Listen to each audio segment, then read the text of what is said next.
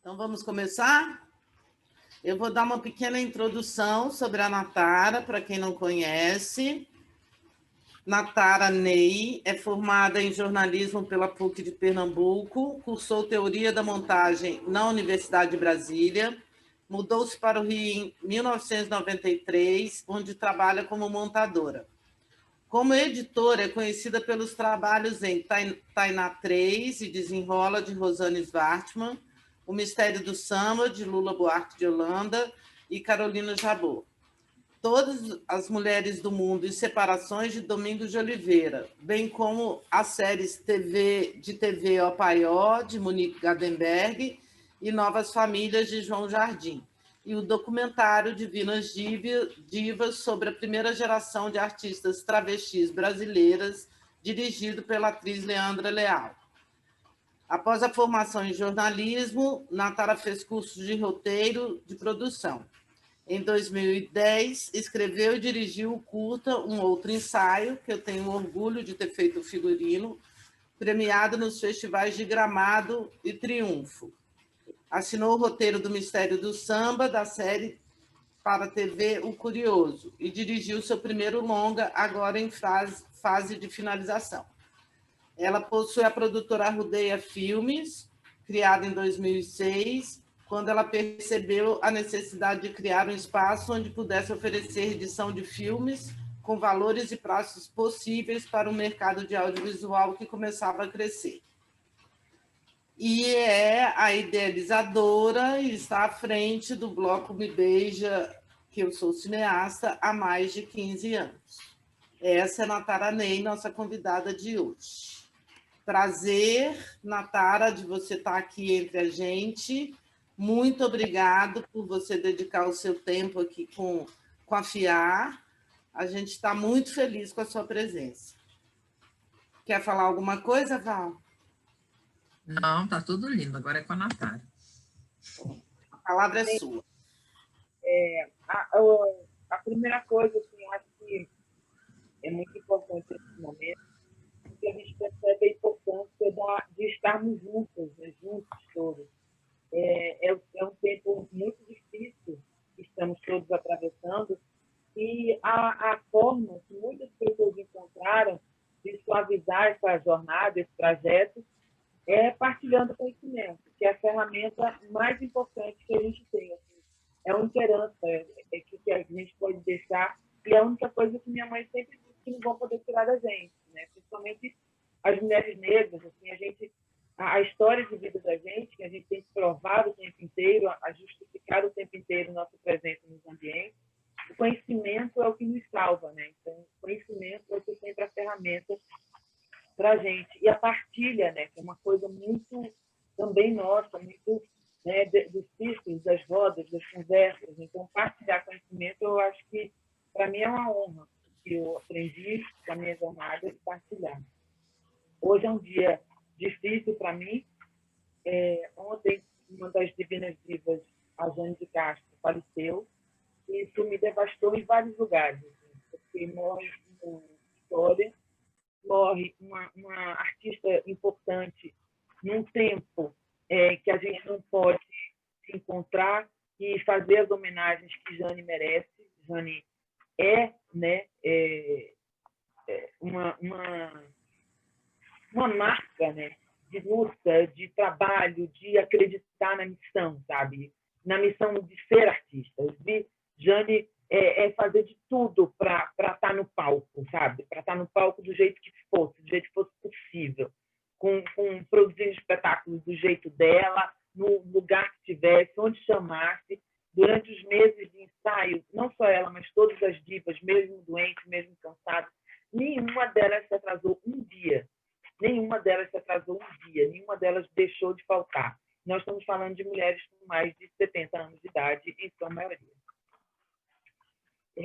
A primeira coisa que eu queria dizer para vocês é que eu não vou falar aqui de regras, sabe? De regras. A montagem é isso, é assim, isso.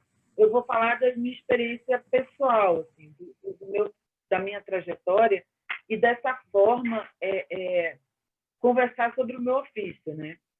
A primeira coisa, a gente sempre tem que pedir a licença aos mais velhos. Né? A gente está aqui hoje porque outras pessoas estiveram antes e lutaram para que a gente estivesse aqui.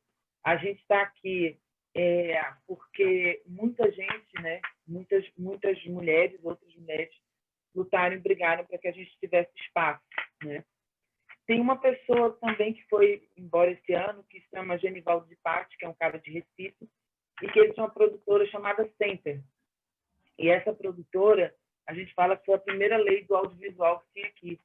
O Genivaldo, ele abria a produtora simplesmente e cedia todos os equipamentos, sem nem perguntar o que a gente ia fazer.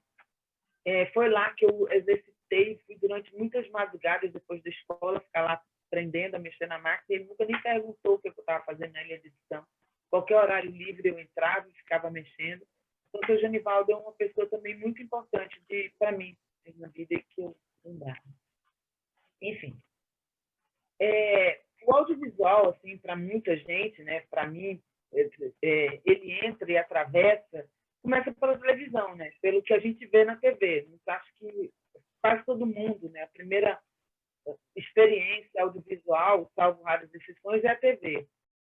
E aí, nessa minha formação e nessa minha curiosidade, eu dei um pouco de sorte, porque naquela época da minha infância, assim, dessa primeira infância que eu tive, né, existia na TV uns produtos audiovisuais muito doidos, muito coloridos, muito específicos e protagonizados por pessoas negras. Assim. O primeiro que eu me lembro, assim, que é o Harlem Globetrotters.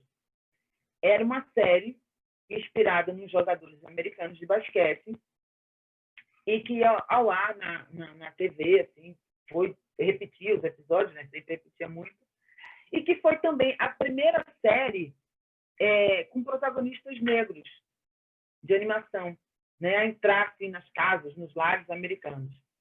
E os Harlem Globetrotters era muito interessante porque eles resolviam tudo assim, meio com mágica, meio com malícia, meio com jogo de cintura, e cada um era muito engraçado, e tinha os cabelos Black Power, e tinha tudo. Então, assim, foi a minha primeira visão de um grupo de homens, né, de homens negros assim, na TV. Mas, ao mesmo tempo, existia um negócio no Harlem Globetrotters que era a dona do time era uma mulher branca, sabe? E isso eu dizia, mas por que eles próprios não se chefiam? Eles próprios não se organizam? Por que sabe? E essas questões, assim, questionar sempre foi muito o meu caminho, né? Assim. Como é que eu não aceitar a situação imposta e achar que ela é normal? Eu acho que quando a gente trabalha, a gente tem que sempre pensar nisso. Em soluções e não aceitar muitas soluções, as condições impostas, sabe? E todos os movimentos que eu tenho visto, assim, e hoje a gente viu um levante que está acontecendo, a gente não pode aceitar as soluções impostas. A gente tem que trabalhar pelo grupo, para o grupo, pelo filme, mas a gente tem sempre que se colocar onde a gente está. Né? Aí depois, não sei se vai dar para a gente ver, tem uma coisa muito engraçada que foi o Jackson 5. O Jackson 5 era exatamente isso. Era uma série. Será que vai conseguir função? Então, vai só um minutinho, vai ser ótimo.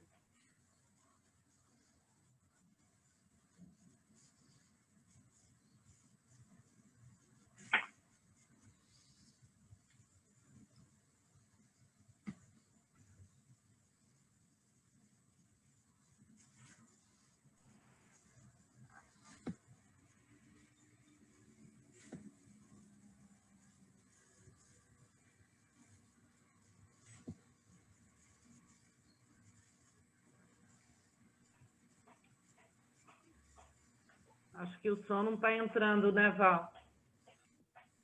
Mas então eu vou falar por cima. Tudo bem. O Jackson 5 era essa série muito colorida. E, claro, como não está dizendo, era feita com os irmãos de Michael Jackson, né? E o Michael Jackson. Tá? 5 dos irmãos participavam da série.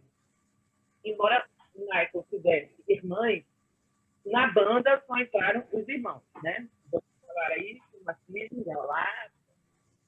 E aí o Jackson 5 era uma coisa interessantíssimo, porque também era um grupo de negros resolvendo suas questões e, no final, foi terminado música. Esse é um mix que é um pouco assim, ecolodão, que as coisas terminavam em música, lá fora era muito, muito legal do que aquele aqui dentro que eu vivia, sabe? E tinha esses dois ratos, que muito tempo depois, que o nome de um é Ray e o outro Charles. Eu demorei muito para entender a piada. Enfim. E aí, esse desenho, esse mundo colorido também começou a fazer parte do que eu via, do que eu entendia de cinema, né? Então, deixa eu ver a próxima coisa aqui. Acho que a gente pode parar, acho que está sem ponto, a gente pode parar. Depois vocês dão uma olhada, se quiserem anotar essas referências, acho que pode dar uma olhadinha. Em seguida, outra coisa que foi me emocionando foi que a primeira mulher gato que eu conheci foi a essa aqui.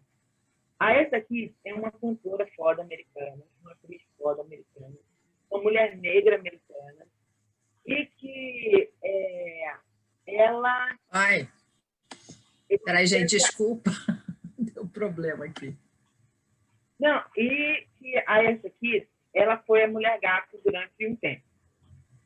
E aí, curioso, né, eu fui começar a pesquisar sobre ela. E a essa aqui, ela é uma mulher que falava 5 idiomas, uma cantora impressionante, e que ela teve que fugir dos Estados Unidos, porque um dia ela chegou e falou para a primeira-dama dos Estados Unidos e ela, essa aqui, não era a favor da guerra. Então, essa mulher, atriz maravilhosa, incrível, ela foi perseguida pelos oficiais. E a perseguição foi tão grande, eles tiraram tanto a vida dessa mulher, que ela teve que sair dos Estados Unidos. E aí começa uma carreira lá fora, de sucesso incrível, mas ela não retorna para os Estados Unidos muito tempo depois. E aí também, se vocês olharem essa série Batman, as meninas de figurino e tudo, esse Batman dos anos 60, esse Batman agora, era totalmente diferente. Essa coisa dark não existia nesse tempo, não. Era o carro da Mulher Gato, o carro do Batman, o carro do Coringa, tudo era cor, tudo era muita cor. E tudo era muito justo, tudo era muito apertado, as roupas marcavam muito. Tudo. E eu achava que o corpo das pessoas também era um pouco assim para ter um corpo certo, tinha que ter aquele... Eu demorei muito para entender que cada corpo é um corpo. Não sei se dá para ver um pedacinho desse... Eu acho que esse é da Ariana Grande, mas acho que deve ter alguma coisa desse aqui. Se conseguir, tudo bem, senão a gente pode seguir. Deu algum problema aqui que o Zoom, ele não está me respondendo. Espera aí, que eu estou tentando parar. Ah, nossa. Algumas pessoas estão falando que o som está um pouquinho variando. O seu som, Nath, você está usando algum microfone? Estou tentando pegar o microfone. Só um minutinho. Se você quiser passar um pouquinho, enfermeira Júlia, enquanto eu procuro o microfone aqui para mim. Já que rola?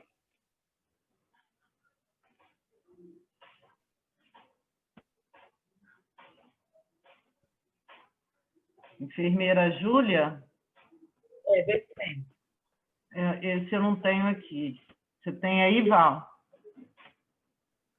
Eu tentar achar o fone por aqui. Você está sem som, Val. Você está sem som, Valéria.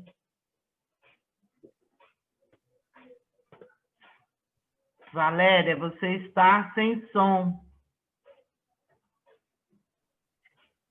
Aí. Natara, o enfermeira Júlia não era um dos que eu não conseguia abrir. Tranquilo. Vou botar aqui o fone para que melhora o som para vocês.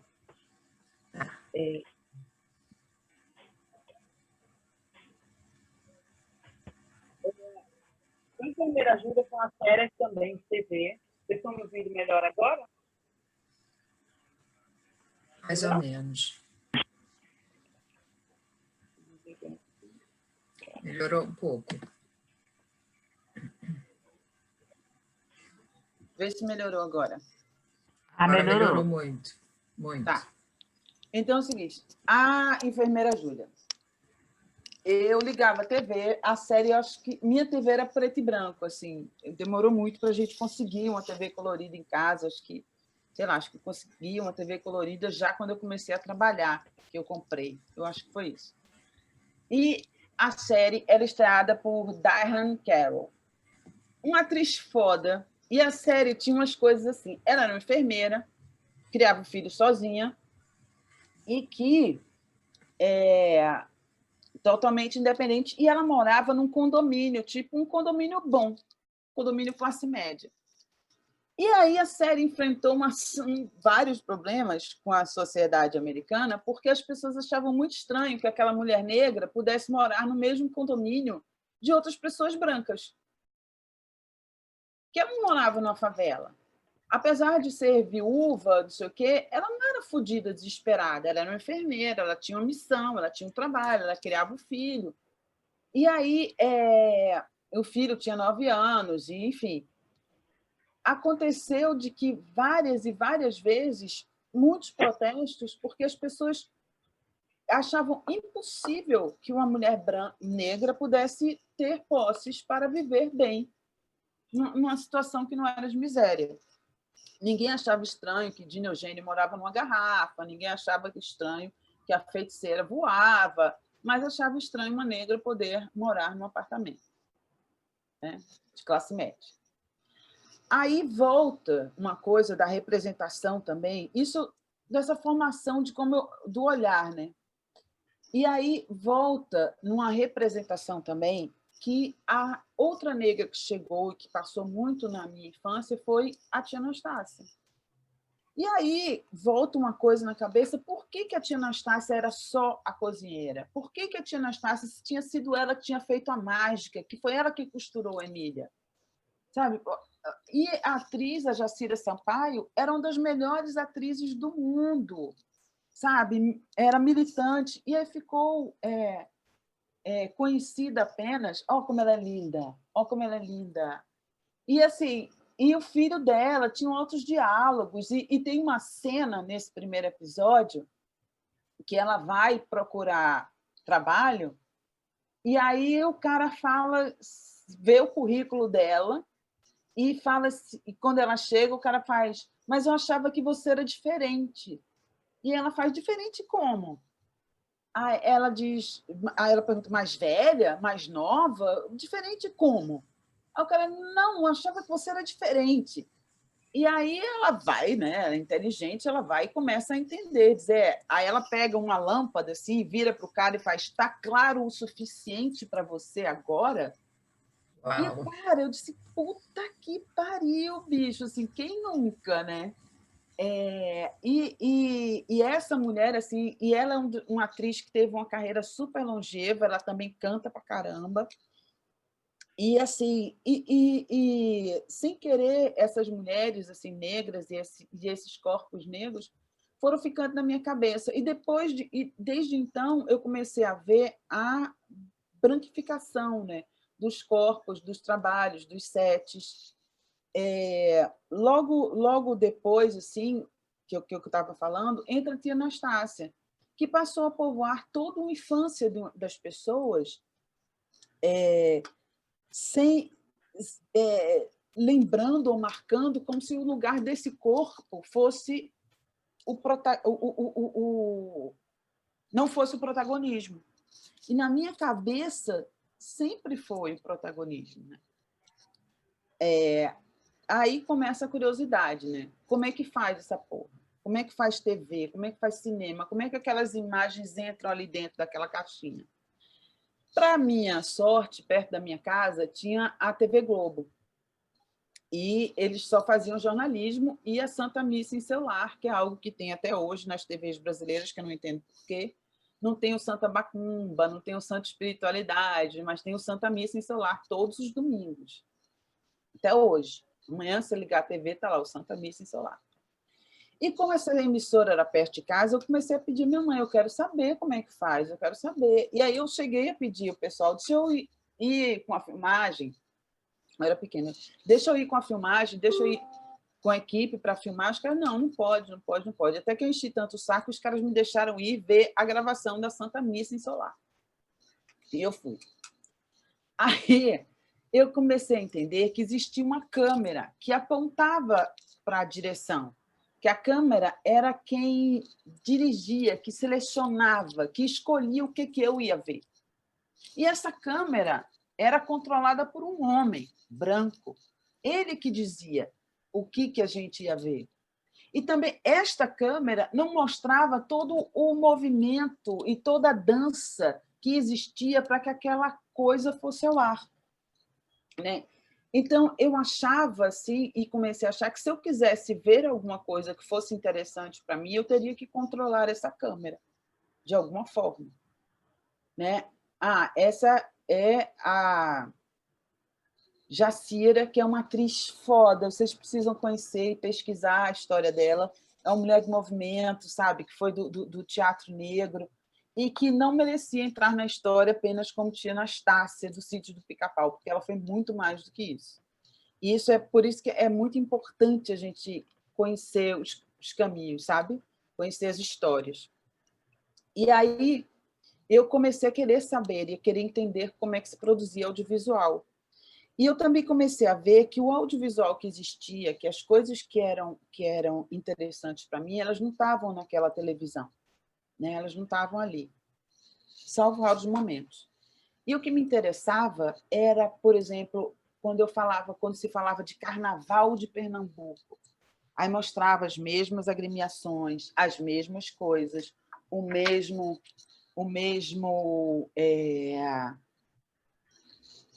ritmo, e não mostrava uma coisa que eu acho linda em Pernambuco e que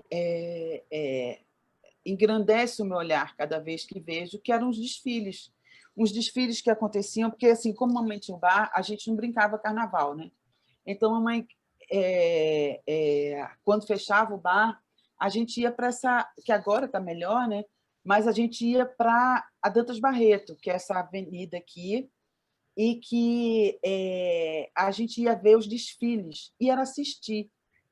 E era assistir porque, para fazer parte dessa agremiação, você tinha que morar naquela comunidade, você tinha que ter um preparo espiritual, que os maracatus, os caboclinhos, nada desfilava na rua assim só por desfilar, que pertenciam à tradição.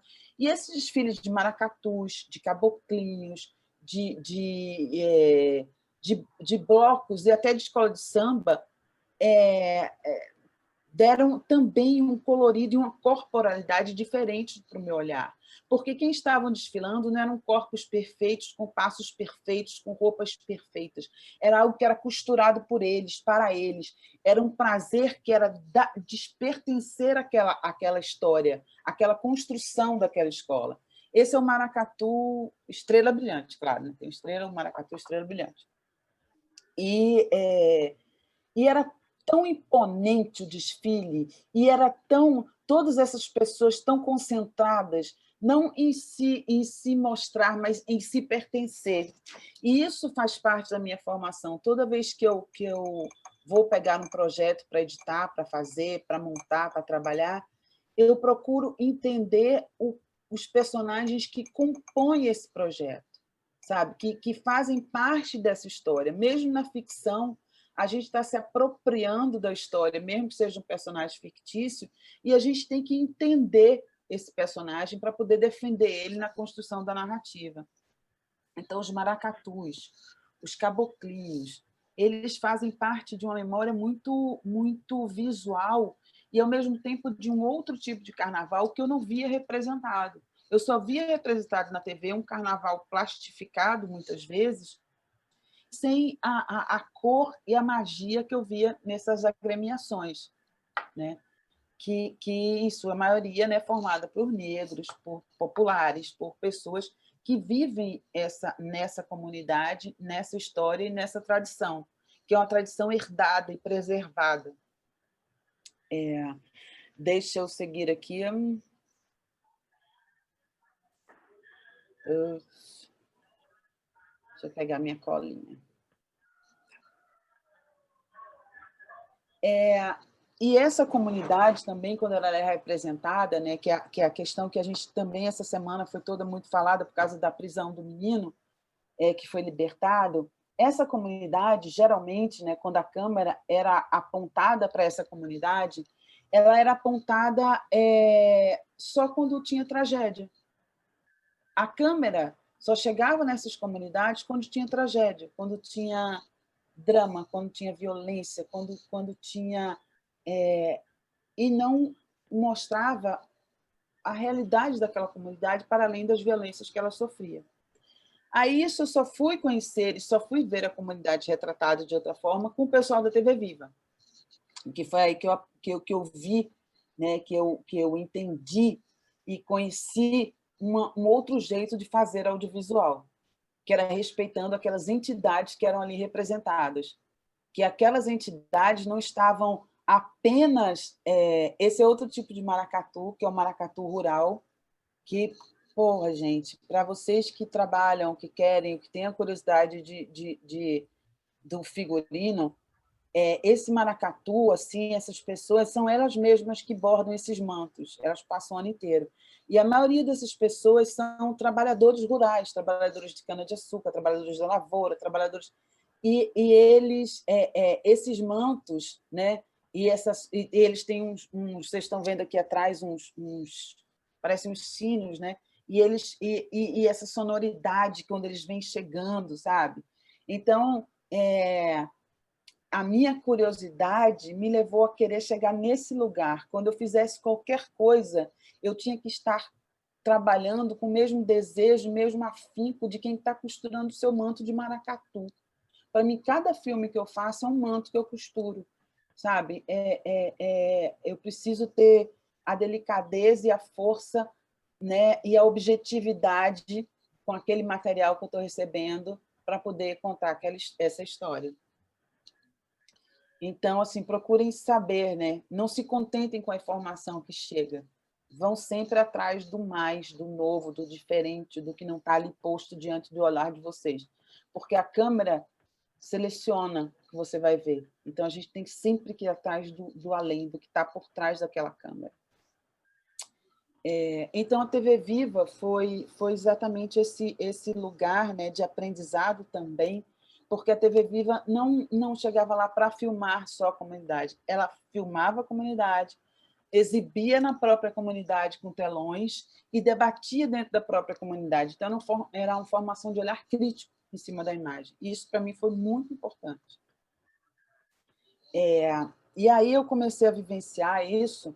Então, eu tentei trazer para tudo que eu faço, para as montagens que eu faço, esse mesmo questionamento, esse mesmo olhar, essa mesma vontade. E aí, são exemplos disso, o Mistério do Samba e Divinas Divas. Quando eu fui montar o Mistério do Samba, por exemplo, eu sou pernambucana, né? Enfim, embora estivesse já morando no Rio há muito tempo, eu não entendia aquele universo da escola de samba. Eu não entendia a densidade, a profundidade e o que era imenso a respeito da velha guarda da Portela. A velha guarda da Portela é imensa. A velha guarda da Portela causa furor quando ela chega. E aí o que acontece? A velha guarda da Portela eu não conhecia, né? Me chamaram para montar e eu disse eu tenho que estudar sobre essas pessoas que eu vou trabalhar. Até para que eu possa sugerir, até para que eu possa falar, olha, tem essa música, olha, é melhor botar isso, olha, é melhor ter aquilo. E eu não sabia muito, a não ser o que as pessoas contavam. Aí eu fui uma vez em Niterói, que é para lá de Niterói, de São Gonçalo, num clube chamado Candongueiros, que é um clube que só samba, eu não sei como é que tá, se ainda tem, né? E eu foi lá a primeira vez que eu vi a velha guarda da Portela. E foi arrebatador, porque a velha guarda da Portela, né, já era a velha guarda da Portela, já eram bem velhinhos, e aí tinha fila num lugar que era grande, que era bem grande, já uma fila assim, tipo, rodando o quarteirão para assistir a velha guarda. A gente ficou na fila, estava chovendo, as pessoas iam entrando devagar, e o lugar lotado, ele é em declive, e aí, no final, estava a mesa e as pessoas esperando chegar a velha guarda. E era um clima de euforia, parecia que de tensão, de expectativa com a chegada da velha guarda da Portela, que eu nunca tinha visto assim, a não ser com pessoas extremamente famosas. Então, quando a velha guarda chegou, quando eles pararam, assim, que abriu os portões para a velha guarda atravessar, aquele mar de gente se abriu e a velha guarda entrou, um segurando a mão no ombro do outro, e as pessoas se abrindo e batendo palmas e gritando o nome deles e tudo. E quando eles sentaram, que começaram a cantar, era silêncio e todo mundo sabia sambas que eu nunca tinha ouvido, eu já tinha ouvido bastante samba na vida, e as pessoas sabiam daqueles sambas todos e cantavam, e eu disse, gente, eu estou fazendo um filme sobre essas pessoas, eu tenho que ter muito respeito por essa história. E aí eu passei a frequentar a quadra da Portela, eu sou portelense, a quadra da Portela todos os sábados, para entender, para absorver aquela história deles, para ouvir de outras pessoas sobre a velha guarda. Claro que eu não digo que todo mundo tem que fazer isso, para fazer o filme e tem que fazer esse tipo de imersão, mas no meu, eu quando estou montando, eu trafego muito pelos sentimentos, sabe? Eu trafego muito pela emoção, até porque não ter tido uma formação acadêmica, né? Na minha formação, eu fiz mais assistência de montagem, vi outros montadores trabalhando, assisti filmes e fui atrás de informações do que necessariamente acadêmica. Então, eu transito muito pelo caminho da emoção. Eu acho que o que vai me emocionar, talvez emocione outras pessoas. E nisso, na velha guarda, tinha uma cena que a gente que foi muito difícil de ficar no filme, porque era uma cena que foi gravada com uma câmera de baixa qualidade e que não era uma cena que estava plasticamente bem produzida, mas era uma cena que eu briguei muito para ficar no filme, porque eles estavam num bar, depois de uma reunião na Portela, aí estava a velha guarda no bar, tomando todas, e aí chega uma senhora com uma sacola de compras, ela olha assim, vê que a velha guarda, bota a sacola no chão, dança um miudinho bem bonitinho, bem lindo, aí pega a sacola e vai embora. E eu disse, gente, essa cena resume o que é a velha guarda, o que é esse lugar, o que são essas pessoas. E foi muito bacana quando teve a primeira exibição do filme, que quando acabou essa cena, assim, as pessoas aplaudiram, assim, sabe? Eu disse, cara, a gente acertou nisso, a gente acertou nisso, a gente acertou quando deixou esse conteúdo. Então, assim, a emoção me ajuda muito, inclusive a escolher, né? No Divinas Divas também foi isso. Assim, eu conhecia as divas, eu já tinha visto muitos shows delas no Teatro Rival, conhecia boa parte, não conhecia todos.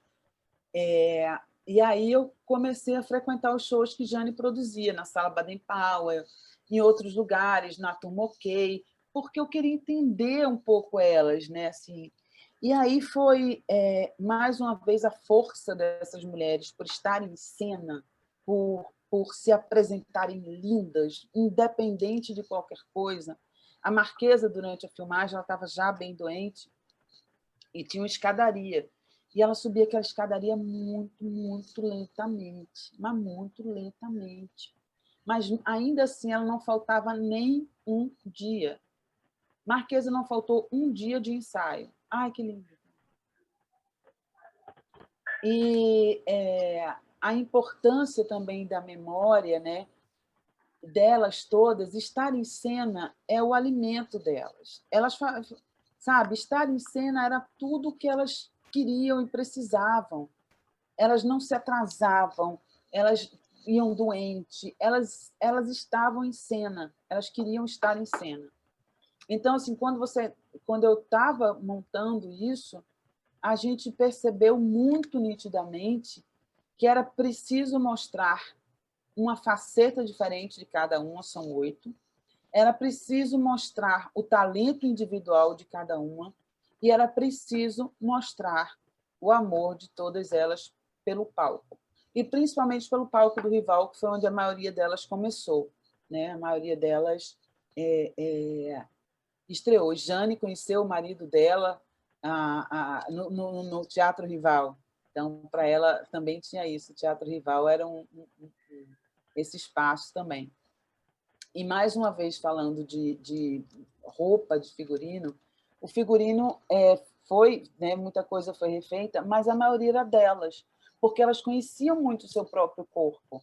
Então, foi adaptado, né, trabalhado. A Gabi trabalhou, enfim, a Gabi foi guerreira pra caramba, porque as divas não são fáceis. Mas a Gabi tentou dar uma uniformidade, né? Mas o corpo delas, elas já se conheciam, elas já sabiam muito o que funcionava com elas. Então, a Gabi teve essa inteligência de dar para os números coletivos a uniformidade, trazer umas coisas novas, mas também respeitar aquele conhecimento. Elas estão há 70 anos se vestindo sozinhas, né? Então, é muito difícil fazer melhor, né, do que elas mesmas podem fazer. Oi? Né? É muito difícil a gente fazer melhor do que elas mesmas podem fazer, né? A gente pode fazer no máximo é dar uma unidade, né? Mexer na cor, mas Exato. Mas, E as divas tinham isso, né? Elas sabiam o que funcionava para elas, sabe? Claro que foi dado o figurino da Fujica, o figurino da Jane, o figurino da Rogéria, algumas coisas, mas tipo, a Rogéria sabe como ela funciona, né? A Rogéria sabe como, pô, a Jane sabe, a Heloína sabe, a Heloína, inclusive, gente, a Heloína, vocês precisam conversar sobre moda e figurino com a Heloína um dia, sabe? Porque ela sabe realmente, ela vê de longe, ela sabe qual o tecido, ela sabe qual a época, ela sabe de lojas, por exemplo, lojas de figurino, de essas tipo que são franquias, né? Que tem, sei lá, né? Em todo lugar. Não, mas essa roupa que vende aqui na loja de Recife não é a mesma que vende na loja do Rio, porque os caras trabalham em coisas separadas. Então, a Heloína, por exemplo, ela foi um tempo figurinista e não ficou porque sofreu muito preconceito dentro do lugar onde ela trabalhou. Sofreu muito. Fizeram de tudo para tirar ela, mas ela seria uma excelente figurinista. Aliás, a Heloína é do tipo de mulher que seria presidente do Brasil, se não fosse preconceito. Enfim, como a gente estava falando, assim como eu estava falando, o que me salvou e que me ajudou muito foi a extrema curiosidade de não buscar informações somente onde diziam que estava, né? Porque se a gente... eu leio compulsivamente sobre tudo, eu vejo todo tipo de filme, e uma coisa que me ajudou muito e que me ajuda é que eu vejo muita exposição de arte. Eu acho a exposição de arte um roteiro. Quando a exposição é boa, se vocês tiverem oportunidade um dia a gente, né, voltar, né? Uma exposição de arte, ela é um roteiro pronto. Se a exposição está bem montada e vocês transitarem por ela, vocês vão ver um começo, um meio, um fim, uma luz direcionada para um lugar, sabe? Vocês vão ver como a disposição dos móveis que tem a ver com cenografia, como a luz que tem a ver com fotografia, como o caminho que você percorre é uma narrativa. Então, eu vejo muita exposição. Às vezes, eu estou perdida na montagem, eu vou ver uma exposição que, às vezes, vem esse lugar. E a gente também tem que entender que o cinema, que o audiovisual, ele se predispõe a diferentes lugares, formatos, e você tem que entender que a obra audiovisual que você está participando, né, principalmente como montador, você pode ser um filme longo, um filme curto, pode ser um documentário, pode ser para TV, pode ser... Agora não existe mais, né? Pode ser qualquer tipo de plataforma. E é importante que você saiba, é importante que você entenda para onde vai aquele produto que você está produzindo, porque são diferentes as janelas ainda, né? E a gente tem que entender também que esse início do cinema ele foi feito por brancos para brancos e por homens brancos para homens brancos. Tanto que assim é uma história machista, né, do cinema, machista e racista mesmo. Então, a partir do momento que as mulheres entram no audiovisual com a força que nós estamos entrando agora, e que as mulheres negras entram no audiovisual com a força que as mulheres negras estão entrando agora, a gente está se apropriando de uma narrativa que disseram que não seria nossa, não poderia ser nossa. Se os caras apagaram, tipo, pessoas como Alice Guy, não sei falar francês muito bem, mas Alice Guy de Blanchet, né? A Guy Blanchet, que foi uma cineasta francesa, que fez não sei quantos filmes, que fez uma narrativa, que não sei o quê, que ninguém sabe dela. Imagina o que eles não fizeram com nossa participação no cinema, né? O que eles não fizeram com nomes como Grande Otelo, com nomes importantes do nosso cinema e que são apagados. Então, a gente dominar essa narrativa é foda, é muito importante. Tanto que assim, o filme, né, que se estuda sobre montagem, que eu não vejo, nem digo para ninguém ver, porque eu acho um libelo racista, que é O Nascimento de uma Nação, alguma coisa assim, eu até apaguei esse nome da minha memória. Ele é um libelo racista, machista, uma ode a KKK, a Ku Klux Klan. E era tido e apresentado nas escolas de cinema como, olha que interessante essa montagem, parará, parará. E você fala, cara, pelo amor de Deus, cara, isso é um gatilho do caralho. A partir dali, daquele filme, a construção do negro mal dentro do cinema foi toda baseada dentro desse filme. Sim, é montagem, mas, porra, quando apresentar esse filme, a gente precisa dizer que é um libelo racista. Mas, a partir dele, infelizmente, se começa a estudar montagem propriamente dita, né? E aí a gente percebe o quanto o cinema ele tem força, que nos países africanos foi durante muito tempo, quase que proibido filmar. Chegava-se filmes, tinha salas de cinema, mas as pessoas não podiam filmar a si próprias. E era tanta buró para conseguir filmar, autorização, e aprovação, que até alguns conseguiam filmar durante um tempo, né? Agora não, agora a gente tem um cinema pungente. Tanto, não sei se vocês sabem, está acontecendo até o dia 30 o Encontro de Cinema Negro Zósimo Bubu, com filmes afro-caribenhos, da diáspora, filmes brasileiros, todos produzidos, dirigidos, montados por profissionais negros do audiovisual. Filmes impressionantes, impressionantes. Enfim, quem puder entrar lá no site Encontro Cinema Negro Zósimo Bubu, a programação é gratuita. Enfim, parênteses aí. E aí as pessoas descobriram que, assim, se o cara é dono da própria narrativa e ele conta a própria história, fudeu. O colonizador não tem direito. E aconteceu conosco. Primeiro a gente recebeu os filmes prontos e depois a gente começou a filmar. Então a gente aprendeu a montar de uma forma branca, a gente aprendeu a se vestir de uma forma branca e a gente aprendeu que tudo era naquele formato e naquele tempo que não era nosso. A gente precisou desconstruir tudo isso. E foi o que aconteceu também no cinema negro. E, né, em outros continentes. Voltando aqui para o meu ofício. Bem, não sei se alguém já montou, se alguém quer fazer uma pergunta específica sobre montagem. Eu tendo a dizer assim, que montagem, né, é um ato de reflexão sobre o que foi filmado, e principalmente um ato de respeito pelo que foi filmado. Porque assim, quando chega um filme na mão da gente, o filme é resultado de pelo menos 2 ou 3 anos de trabalho do cara que idealizou. Desde quando ele teve a ideia até conseguir filmar e chegar na tua mão, foram pelo menos, assim, de boa, assim, 3 anos.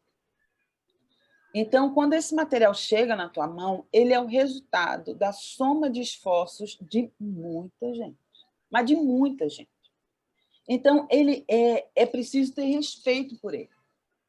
Ou então, nem faça. Né?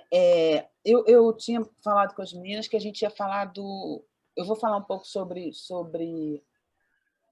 o que eu acho que é o processo de montagem, mas eu vou falar um pouquinho do Pluft, assim, porque acho que o case do Pluft, ele abrange muitas etapas, né? Assim. Deixa eu te fazer uma pergunta, então, que é uma curiosidade minha, porque eu digo que a montagem é um segundo roteiro. Escrever o filme de novo, você escreve o filme de novo na montagem. E já aconteceu comigo de, às vezes, pelo ritmo, pelo entendimento do diretor, junto com o montador, mudarem coisas de lugares e tirar, vamos dizer, a continuidade ou criar uma elipse daquele figurino que a gente, figurinista, idealizou para contar uma história. Como é que é isso para vocês, montadores? Assim, há essa preocupação em relação aos departamentos, ao figurino, a quebra da continuidade? Que às vezes isso não é nenhum problema, mas ninguém vê, mas a gente que fez o filme vê. Como é que é essa relação com vocês, assim, partindo do pressuposto que na montagem você escreve o roteiro novamente, de certa forma? Olha só,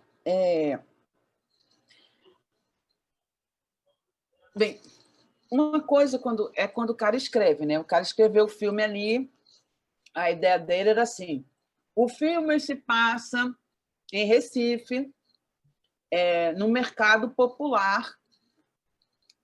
A fulaninha chega, escolhe umas frutas, encontra o melhor amigo, descobre que estão apaixonados e vão se casar. Né? História incrível, brilhante. Só que estamos na pandemia. Se eles se encontrarem, eles vão estar de máscara. Eles vão se reconhecer, né? O mercado popular vai ter que estar vazio. Então, entre o que o cara escreveu, ele já vai ter que adaptar umas coisas, o figurino vai ter que adaptar as coisas, o cara do som vai ter que adaptar umas coisas, porque falar com máscara, eles vão dublar depois. Então, isso acontece o tempo inteiro, né, Rossi? O que o cara idealizou e o que o cara filmou. Só que daí aí chega aquela história que foi filmada e está brilhantemente filmada, né? Com todo esforço, todo carinho. Tudo está funcionando individualmente. Mas quando você compõe tudo aquilo, tem umas coisas que não estão funcionando. Não porque estejam ruins, mas porque não estão acrescentando a narrativa. É como se eu pudesse agora, assim, depois que a gente terminou essa conversa aqui, aí dissesse, vamos limpar. Pode tirar umas pausas, pode tirar uns blocos, pode decidir que eu vou falar só sobre a primeira parte que eu falei, que são as minhas influências, quem formou o meu olhar, porque aquilo foi mais legal para as pessoas. Não é que o que eu falei depois está ruim. É o que a gente decidiu de forma coletiva que o que a gente queria era mais interessante aquilo. Não é que eu não respeite o que eu falei depois, não é que eu não respeite o figurino, não é que mas, assim, para a história que eu quero contar, às vezes eu tenho que abrir mão de uma continuidade, porque a cena, o ator está melhor, não está tão em continuidade com aquela outra. Às vezes eu tenho que abrir mão de um foco. Aí eu já ligo para o fotógrafo, desesperado. Olha, sabe o que é? Deixa eu te falar. Aquela cena está um pouquinho fora de foco, mas é a melhor. Está tudo tão funcionando. Aí ela sai de foco um pouquinho, mas volta. Aí, por favor, você acha muito ruim? Aí, se o fotógrafo está entendendo que eu não estou querendo foder com a vida dele, ele vai dizer, não, tudo bem, manda a cena para eu ver, porque também, se tiver muito fora de foco, se é muito ruim, só o ator tá bom, vocês, porra, velho, aí também, Natália, você é louca, né? Tá tudo fora de foco. Então, nem contribui para a narrativa, nem ajuda a narrativa.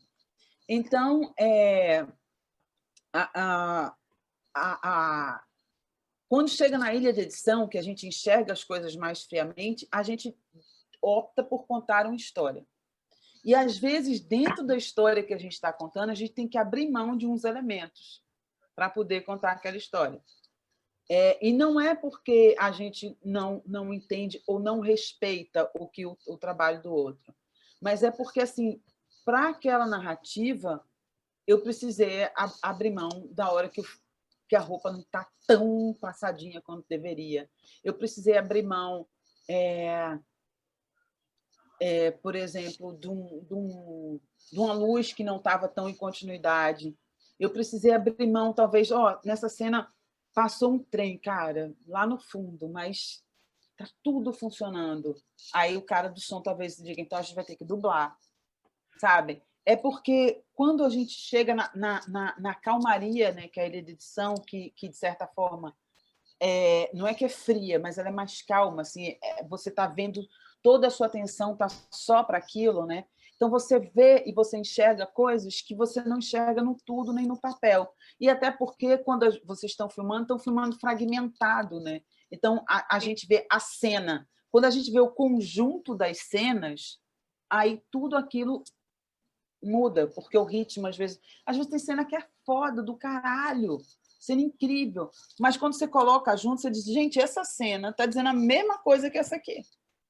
A mesma coisa. São duas cenas iguais. E que quando estava escrevendo, quando estava filmando, não se percebeu. Não é porque o diretor vacilão, o roteirista... Não, é porque na escrita aquilo funcionou, mas agora, vendo, essas duas cenas estão muito parecidas. Eu vou ter que abrir mão de uma delas. Entendeu? Então, isso acontece. Não por desrespeito, mas porque a história precisa fluir. Mas eu também não posso fazer uma montagem que o espectador sinta que eu tive que fazer aquilo para resolver um problema. Né? Então, essa articulação, ela não vou montar para... vou cortar bastante, vou ficar bem picotadinho. O filme não é assim. O filme é de planos longos, de tempos longos. O filme é de uma pessoa ali na janela a tarde inteira. Por que eu vou cortar isso? O filme é sobre uma pessoa sentada na janela pensando na vida dela. Então, assim, será? Eu tenho que deixar isso, né? Então, por isso que eu digo que a montagem é esse ato de reflexão sobre o material, sabe? É também, às vezes, para criar conflito na cabeça do espectador, para não entregar tudo mastigado. Por isso que, às vezes, a gente troca de ordem. A gente estava até conversando isso hoje num roteiro que a gente está escrevendo, que era assim, o cara chegava com um presente, um jornalista ia fazer uma entrevista com uma pessoa. E aí fazia horas de entrevista, depois saía matéria, e a pessoa via que a matéria saía ruim, saía falando super mal dessa pessoa. E aí, no final, a gente descobria que foi o inimigo dela que deu dinheiro para o jornalista. No roteiro estava assim.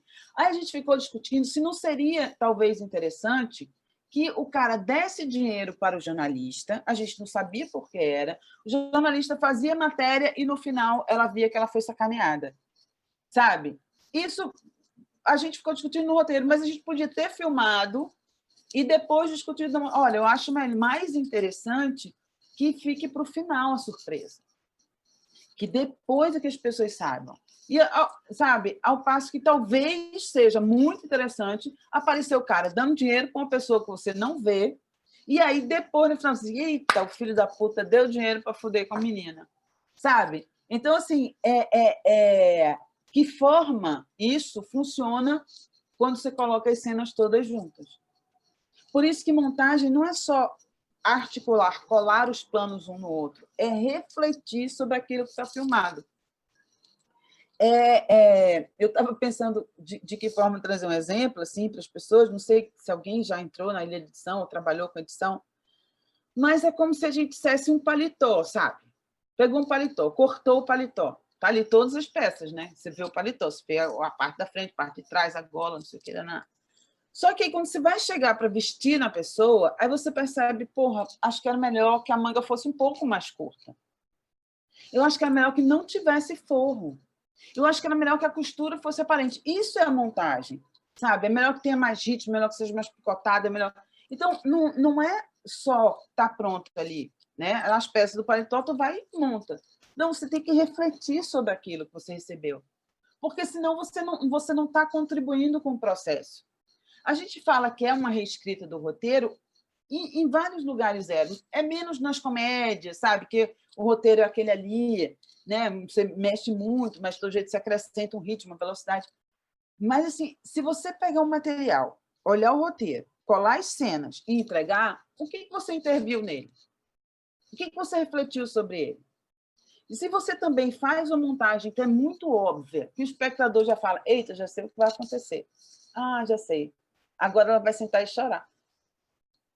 Você não está trazendo o espectador para o filme, você está afastando ele. Então, montar é criar reflexão, é fazer com que o espectador fique atento àquela narrativa, de forma que a história que o diretor quis contar, a história que o roteirista quis contar, a história que a equipe quis contar, mantenha-se em movimento e crie no espectador esse desejo de acompanhar essa história. Essa que é a parte interessante da montagem. É você atribuir a ela um ritmo que o espectador queira estar nessa história até o final, independente se esse ritmo é um ritmo lento, um ritmo rápido. Independente se o filme tem 3 horas, ou 2 horas e meia, ou 15 minutos. Tem filme de 15 minutos que você fala, caralho, eu queria que isso acabasse agora.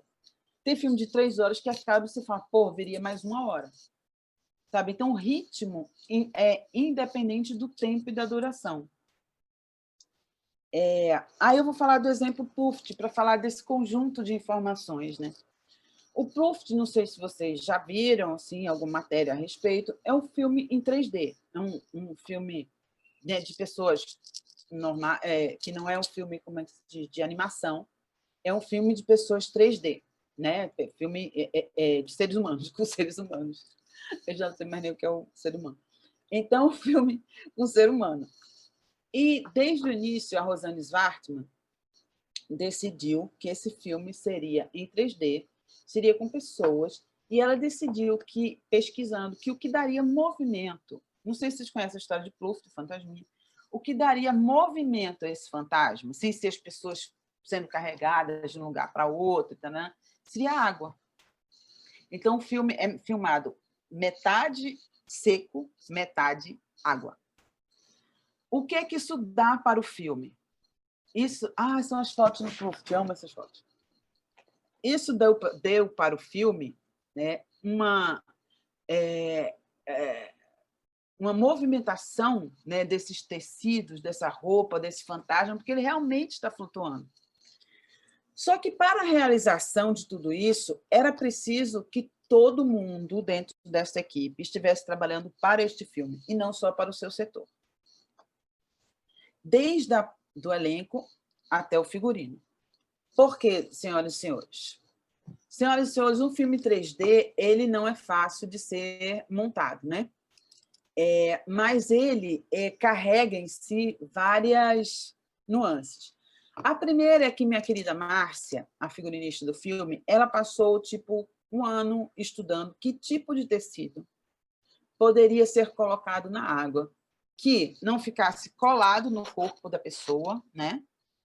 E que também não ficasse flutuando ao ponto de o ator, para falar, tivesse que ficar fazendo assim, e o vestido subindo.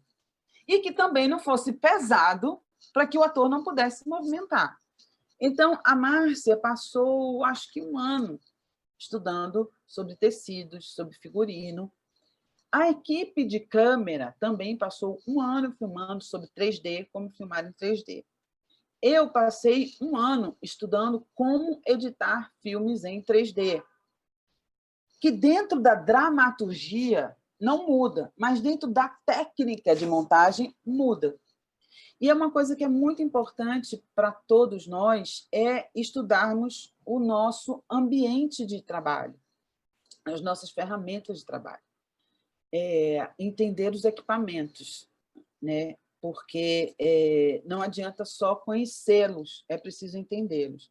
Então, a Márcia, por exemplo, e o Ploufft, é um case que eu tenho falado, que assim, a gente passou, acho que 1 ano montando o Ploufft, porque existiam regras, né? O fantasma não pode passar na frente da pessoa, a pessoa pode passar na frente do fantasma, mas o fantasma não passa na frente da pessoa, porque era outro tipo de efeito se a pessoa passasse aqui.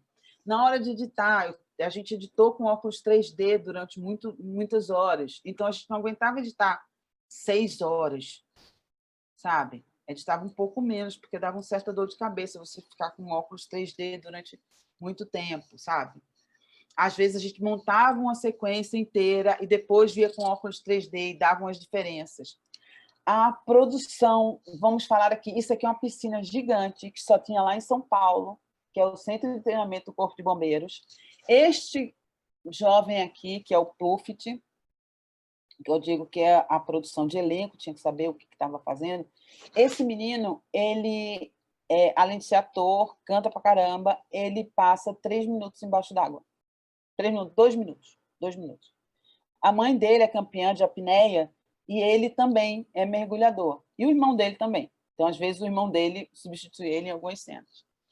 E era impressionante, porque ele fica embaixo d'água com uma tranquilidade absurda. E aí, enfim, estava frio, eles filmaram numa época fria, então às vezes ele subia, tinha que aquecer, mas ele ficava. Isso proporcionou ao filme uma realidade e uma densidade, porque ele realmente fala embaixo d'água. Ele realmente diz o texto embaixo d'água, e foi criado um sistema de som também, para a Rosane poder falar embaixo d'água. Eles ouviam ela falando. É muito entender, é um processo que todo mundo teve que estudar muito. E uma coisa que é muito interessante também, que era importante. Só uma parte, essa é a figurinista, né? A A Márcia e a Márcia assistente dela. E a assistente dela, que é uma coisa que é muito interessante, que a Márcia, eu sou apaixonada por ela, porque a Márcia ela é mais velha do que eu, assim, ela deve ter, sei lá, 70, não sei direito, e ela se mantém extremamente atualizada.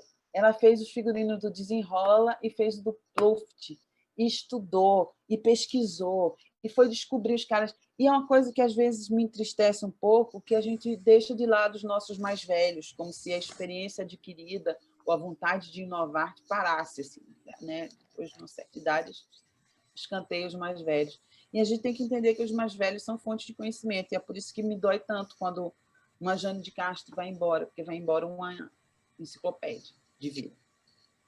E aí, assim, a Márcia, ela sabe, todo o trabalho que eu faço com ela, eu vejo a preocupação, uma preocupação que eu posso dizer até juvenil, sabe, de pesquisar, de vir com algo diferente, com algo, sabe, inusitado, com algo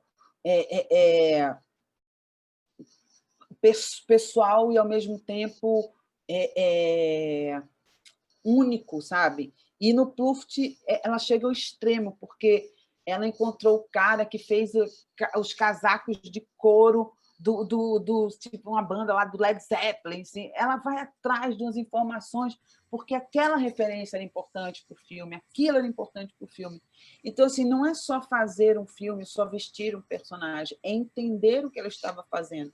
Porque ela podia simplesmente, ou qualquer figurinista, né, que não podia simplesmente dizer e propor, olha, o limite que vai é esse. Não, ela encontrou um figurino que se adequou perfeitamente, claro que talvez outros, que se adequou perfeitamente às condições quase extremas que essa filmagem necessitava, sabe?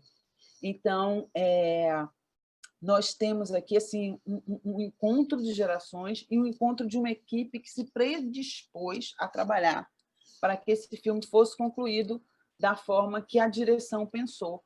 Claro que a direção, e também nesse processo, a gente foi abrindo mão de algumas coisas para ter outras, sabe? Então, às vezes, assim, tinha cena que o ator dava um texto, a gente teve que deixar de costas, porque ele não conseguiu o movimento certo do corpo para casar com a parte molhada ou a parte seca. Então, várias concessões foram sendo feitas, sabe? O Pluft tinha que usar um boné, uma touca, às vezes, porque embaixo d'água o cabelo dele flutuava, então, quando ele estava fora d'água, ele estava sem touca, estava com touca, para não denunciar, sabe, essa diferença. Então, várias coisas que a gente foi entendendo e que foi também abrindo mão, né? Tem sequências dos marinheiros que a gente deixou, que a gente tirou, porque dentro da narrativa, quando a gente colocava tudo, não ficava tão fluido quanto ficava na escrita do roteiro. E como também uma coisa teve que ser adaptada, porque no teatro, né, era uma peça de teatro, no teatro as coisas funcionavam, assim, o teatro tem uma outra mágica. No cinema, a mágica você precisa provar, né? No teatro você está ali, ó, a pessoa com uma roupa preta, sem nada, dizendo eu estou em Marte. E todo mundo vai acreditar. No cinema, não, filha. No cinema, você estou em Marte, você tem que ter Marte, você tem que ter os planetas tudo flutuando, você tem que ter a roupinha do homem lá de Marte, porque senão ninguém acredita. O cinema ele exige, né, de você um outro visual. O teatro ele permite uma mágica. Ele permite a mágica. O teatro você acredita na mágica. O que o ator te disser, você está acreditando. No cinema, não. No cinema eu tenho que ver. Cadê o super-homem? Vai voar? Se não voar, não valeu. Né? Então, assim... E uma coisa que é muito importante, que eu espero que essas pessoas aqui presentes não repitam esse negócio. Muita gente diz que quando acaba a filmagem, acabou o filme! Não, gente. Depois da filmagem, existem várias etapas, várias, imensas etapas. O filme ele só acaba mesmo quando ele chega no espectador. Aí o filme acabou, quando ele é projetado, completo. Então, assim, a montagem ela não é uma parte separada do filme. A trilha não é uma parte separada do filme. A cor não é... Os efeitos, sabe? O som não é uma parte... Acabou o filme, agora... Não. Tudo faz parte do filme. O filme só acaba quando a pessoa vê o filme pronto. Eu falei do Encontro Cinema Negro, que é algo que é muito importante na minha formação. O Encontro tem 13 anos. E até então, antes de conhecer a Janaína Oliveira, que é uma professora, uma pesquisadora, uma curadora, eu sabia muito pouco do cinema negro. Isso fez falta na minha formação e é por isso que eu digo, não se contentem com a informação que vocês recebem, vão atrás de mais. Porque eu fui conhecer um pouco do cinema negro e que realmente muito parco nos cursos da Janaína e com o Encontro do Cinema Negro, de Osmo Bubu, sabe? Eu achava, então, que o cinema ele se restringia a uma narrativa, em um tempo fílmico que era imposto por uma outra dramaturgia que não era essa. Assim, eu paguei pau para cineastas, quando eu vou ver, os caras já estavam fazendo isso. Lá, sabe? Um cinema, um documentário, uma forma de narrar, uma forma de contar, e vivências e tudo. Então, por isso que eu acho que, para mim, foi muito importante ser curiosa, sabe? Para mim, foi muito importante buscar algo para além do que me davam, para além do que me diziam que era o correto. E isso modificou muito a minha forma, desde que eu comecei os cursos da Janaína. Fiz o curso da Janaína, desde que eu comecei a frequentar o cinema, Osmo Bubu mudou muito, muito, muito a minha forma de pensar, a minha montagem. E de pensar... inclusive, é tudo tão preconceituoso, né? Que a gente... até ver os nossos corpos, né? A forma como as pessoas colocam, né, esses corpos e essa forma, até o jeito de vestir, né, até o jeito de falar. Assim, você vê como tudo vai sendo padronizado, encaixado. Né? Acho que quando vocês vão fazer um figurino, a gente estava falando que num set de filmagem, né, era um set todo negro, e que tinha uma comida que era quizila do santo da atriz. E era uma sopa. Então, elas trocaram por outra sopa, porque todo mundo entendia que aquela atriz não podia comer aquela sopa. Eu fico imaginando se aquilo fosse num outro set, as pessoas diziam, qual o problema? Qual o problema? Foda-se. Né? Chega uma atriz que, na sexta-feira, ela, né, tem os preceitos. Como é que faz? Eu tenho que conhecer os preceitos. Então, a gente precisa estudar muito, eu acho. E cada dia eu aprendo mais. Esses dias eu vi 2 filmes no encontro que mexeram muito com a minha cabeça. Primeiro, pela forma de fazer, e depois era sobre a gentrificação de Washington, que eu não sabia. Washington era conhecida como a cidade de chocolate, ou a Brown City, alguma coisa assim, porque tinha uma população negra imensa. E os caras foram empurrando e fudendo as populações. E assim, eu disse, gente, você olha o Washington, né? Quando aparece aquela coisa. E não, cara, e continua, e perpetua. E lá como aqui existe uma gentrificação, e eu não sabia. E eu recebi informação pasteurizada, né? Então, sejam curiosos, assim. Não importa o caminho e dentro do set de filmagem que vocês vão pesquisar, mas sejam curiosos.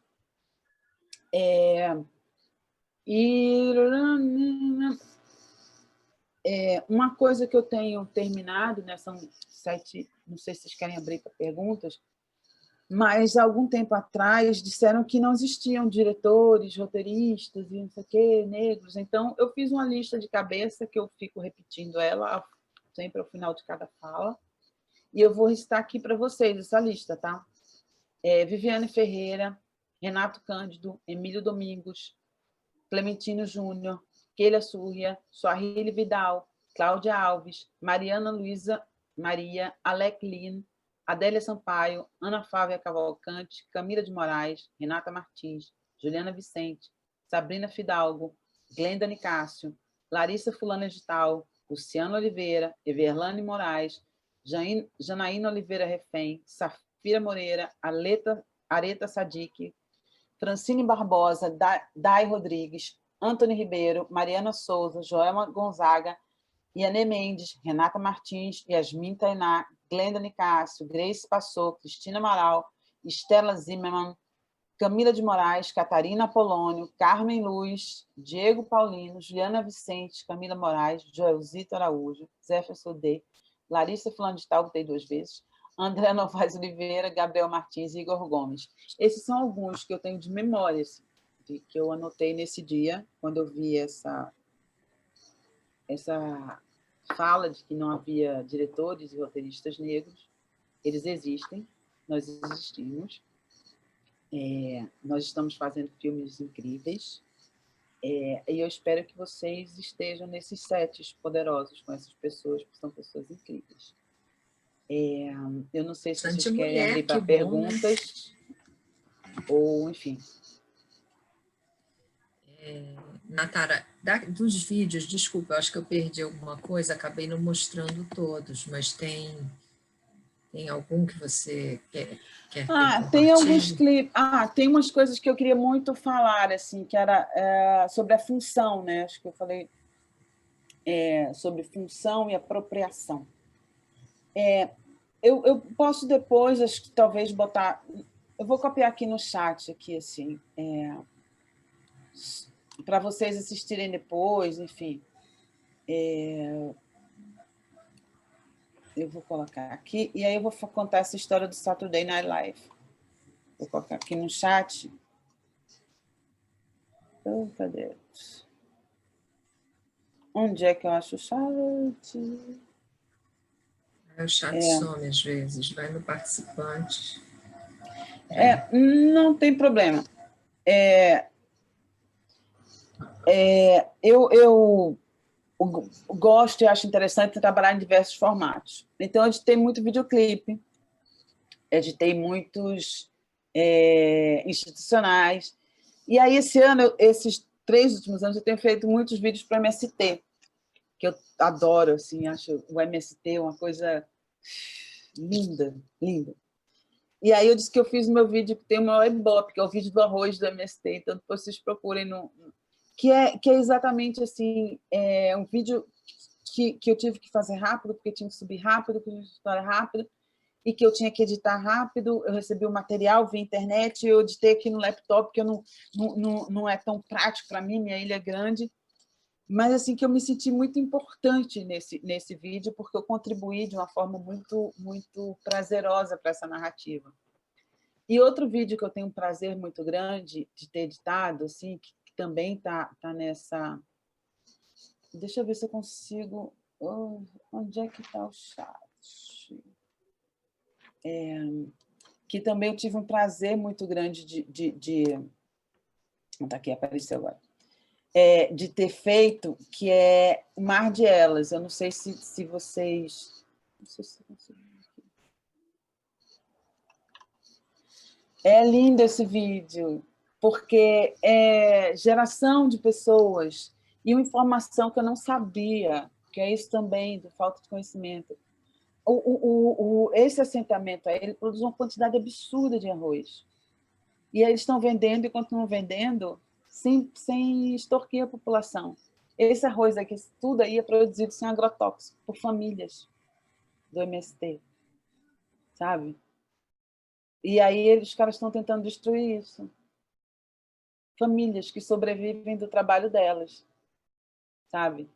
E que essas pessoas foram estudar e voltaram para os assentamentos para trabalhar com os pais.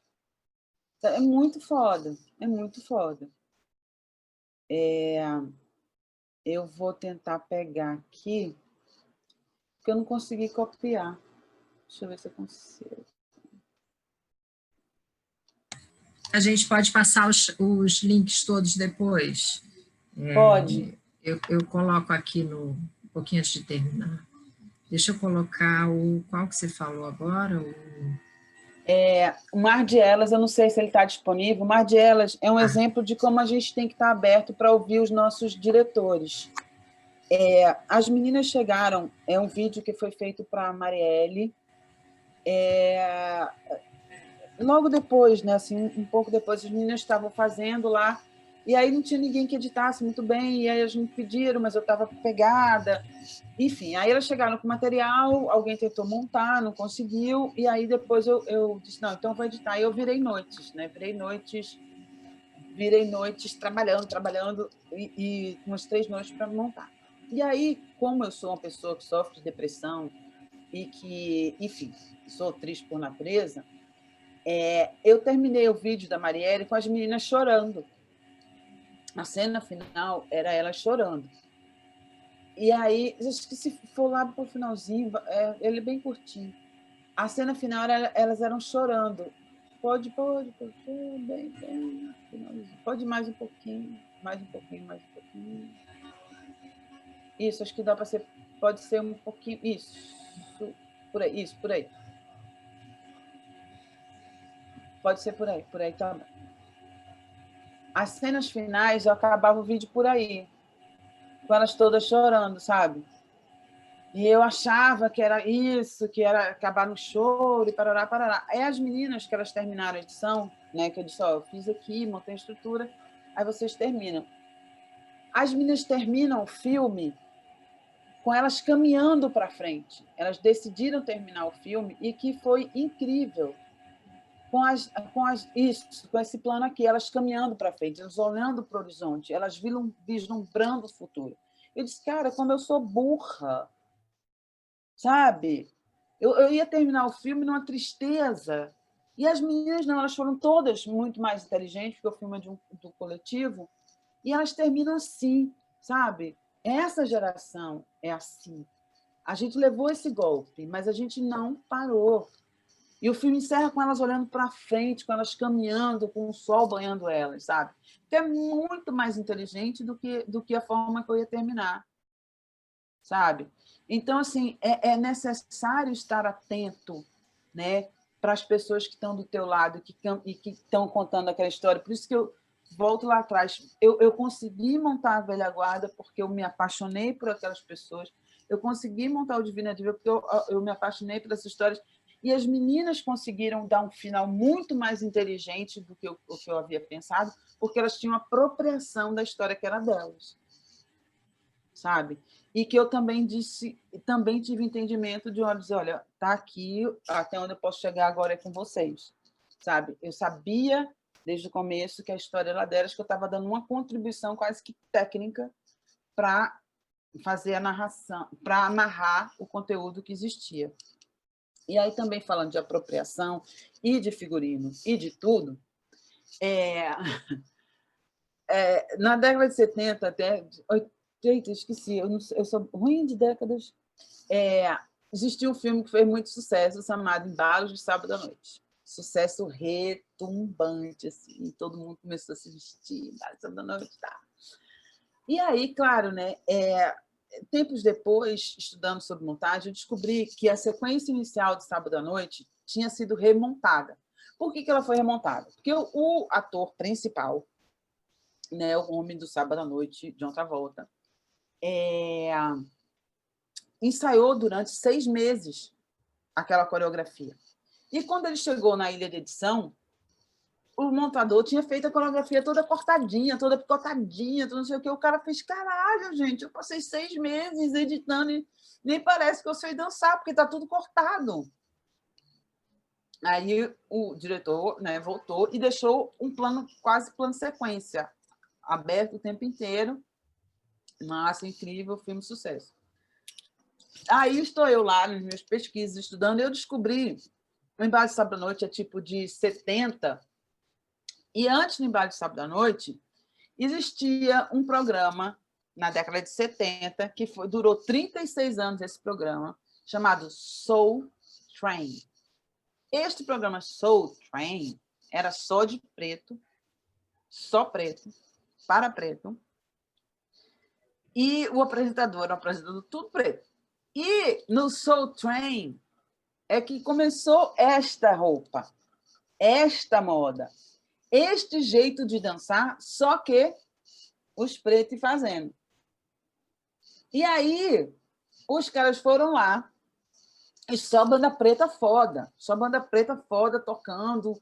E aí os caras foram lá, copiaram o estilo do Soul Train, copiaram o estilo de dança do Soul Train e fizeram em Barra de Sábado à Noite. E nem acredita, dizer, a gente se inspirou nos pretinhos lá. E mais ainda, eles pegaram uma banda de branco australiano, porque eles disseram que os negros não iam consumir, os negros não consomem. Aí pegaram os australianos para cantar umas músicas meio cover do que tocava no Soul Train. Então, assim, a gente não pode aceitar, gente, o que vem sem que saber de onde veio. Olha só! Olha aí, os black botando para fuder.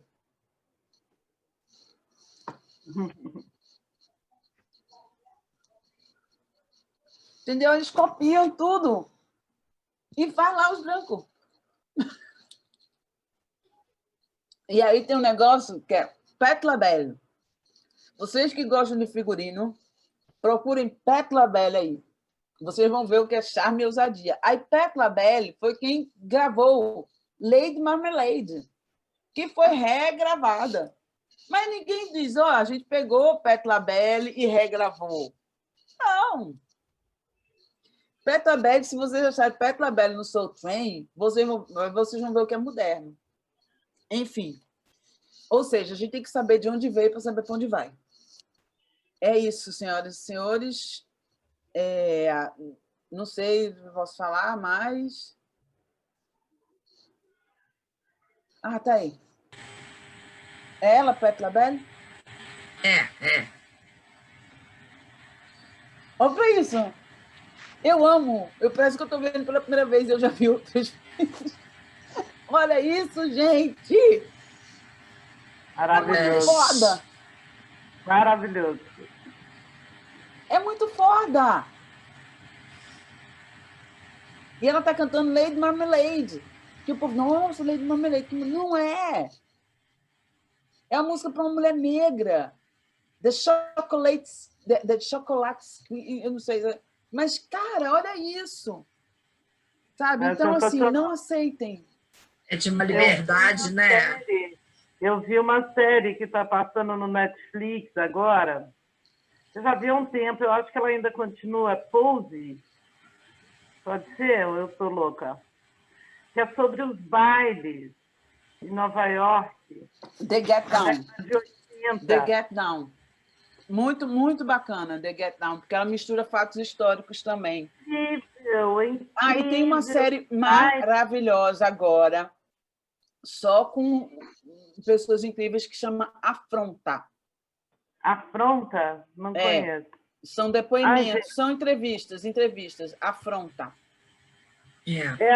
Essa é sobre...